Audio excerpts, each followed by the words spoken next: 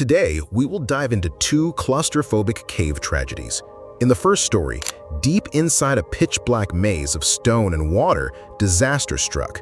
One diver's tank jammed in a narrow tunnel. Their air was running out fast, and in a blind panic, they swam straight into a dead end. In the second story, one terrified beginner dove into a flooded, pitch-black tunnel with nothing but a rope and a flickering headlamp. 175 feet of freezing water stood between him and survival, and halfway through, he vanished. What happened? Stick to find out, and as always, viewer discretion is advised. On May 27, 2008, experienced caver Steve Gladio planned a routine through trip in the Sloan Valley cave system. The goal was simple: enter through the post office entrance at 11 a.m. and exit at the garbage pit entrance by 6 p.m. He would guide 8 novice cavers through one of the region's most impressive underground routes. That morning, 2 of the novices admitted they were too exhausted to continue safely. Steve made the right call and left them at the surface, reducing the group to 7 inexperienced cavers who were about to face a brutal challenge. At 11 a.m., Steve led the team into the 20-foot chimney that marked the post office entrance. The initial descent was smooth, and the group was excited as they explored stunning cave features, including the Fountain of Youth and the big room's north overlook. But as the hours passed, fatigue set in. The constant crawling, climbing, and squeezing through tight spaces began to drain the group's energy. They still had a long way to go. Steve noticed their pace slowing, but there was no turning back now. The route was one way. The only option was to keep moving forward. The cave's challenges were relentless: long crawls, cold water, and sharp, uneven rocks. The novices pushed on, but their strength was fading. Steve's role shifted from guide to motivator, constantly encouraging them to keep going. Every step forward became harder. The underground beauty had vanished. Now it was about survival, making it to the exit before their bodies gave out. Knowing the return trip would take 2.5 grueling hours, Steve made the call to push forward toward their planned exit. But at the big room's south overlook, he hit another obstacle. Someone had cut the fixed bolts that were supposed to provide safe rappelling anchors. Steve didn't hesitate. He rigged a munter hitch and carefully lowered each team member 8 feet to a narrow ledge below. Moving on, Steve spotted something that stopped him cold. The cave's water level was massively higher than normal, 35 feet (10.7 meters) above usual. Passages that should have been dry were now filled with dark, frigid water, transforming their familiar route into a life-threatening challenge. The group crossed thigh-deep pools, the freezing water soaking through their clothes and draining their body heat. They pressed on, successfully navigating the hogback formation, but their relief didn't last. At Echo Junction, the real crisis hit.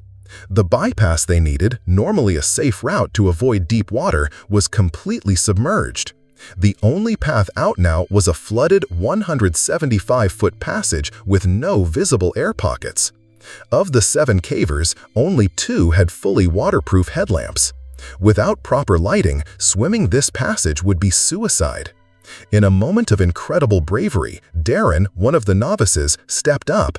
Despite his inexperience, he volunteered to attempt the dangerous swim.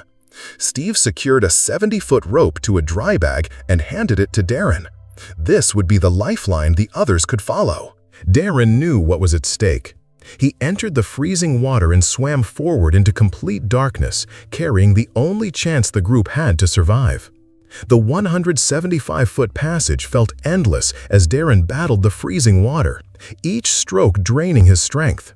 Swimming in full caving gear while towing equipment pushed him to the edge. His waterproof headlamp cut a narrow path through the darkness, but the cold, exhaustion, and rising panic were closing in fast. As Darren neared what he thought was the end, his muscles failed. The cold had taken everything. His desperate cry echoed through the flooded chamber before he slipped beneath the surface, his light vanishing into the depths. Steve didn't hesitate. His lifeguard training kicked in. He dove into the icy water, knowing his non-waterproof headlamp would instantly fail. Now he was swimming blind, navigating by touch alone. When Steve found Darren, the young man was barely conscious, his head bobbing weakly above the water as he gasped for air. Panic had fully taken over.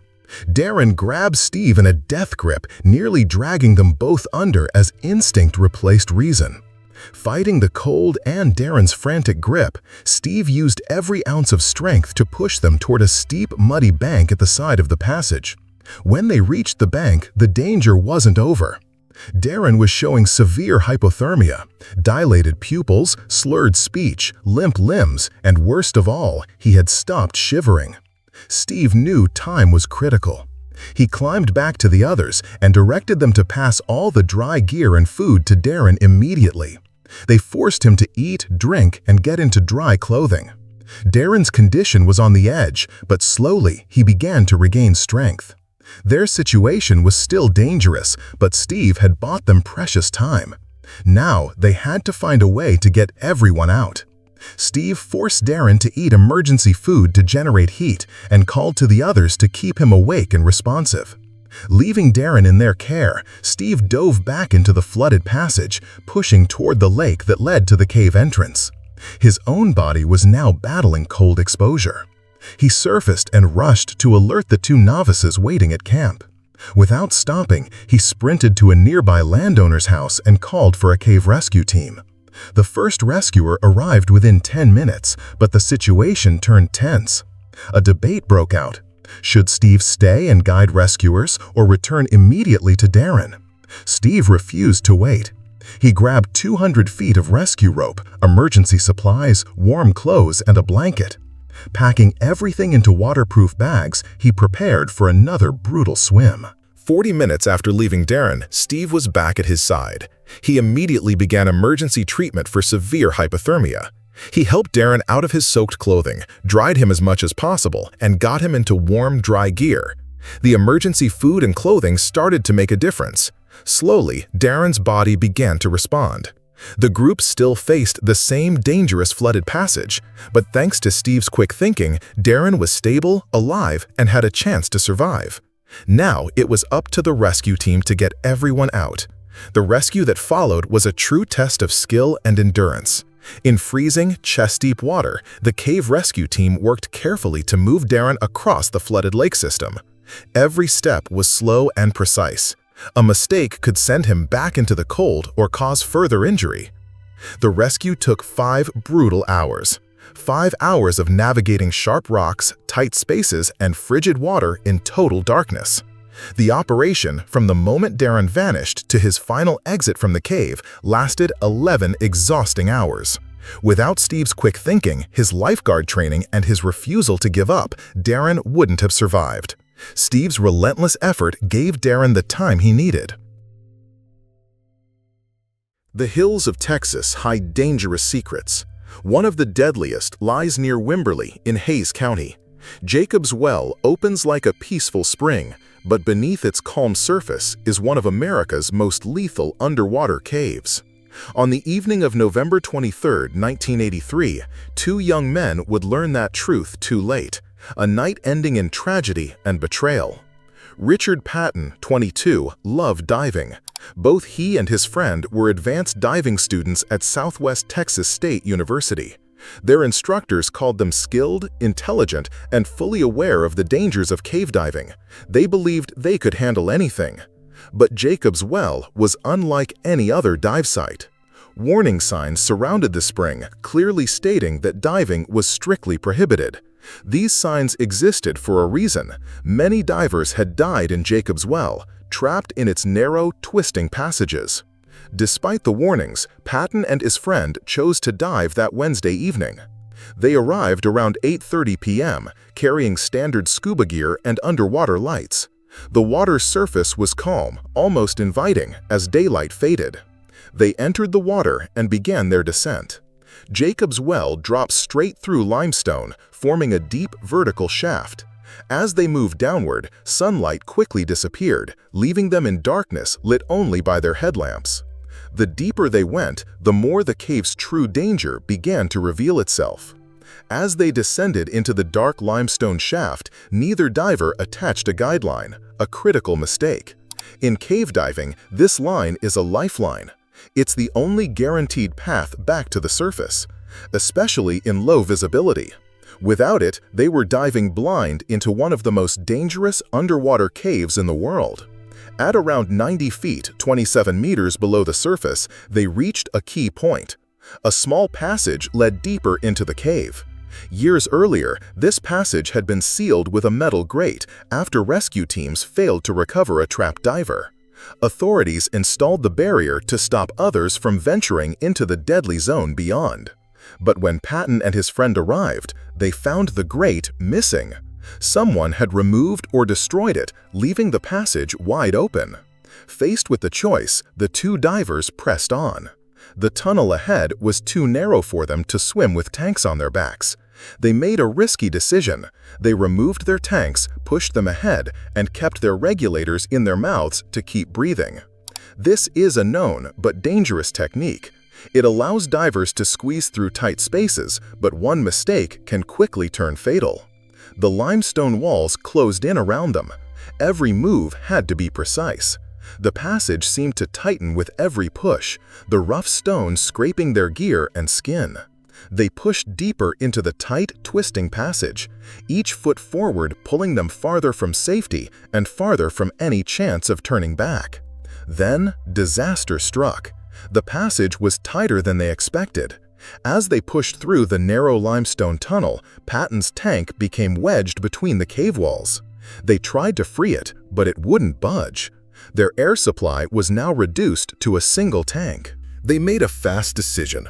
They would abandon the stuck tank, share the remaining air, and head for the surface immediately. This was buddy breathing, passing the regulator back and forth, taking turns, both completely dependent on the same shrinking air supply. They started their emergency ascent through the winding cave. In the dark, the pressure was on. Every turn mattered. One mistake could cost them their lives.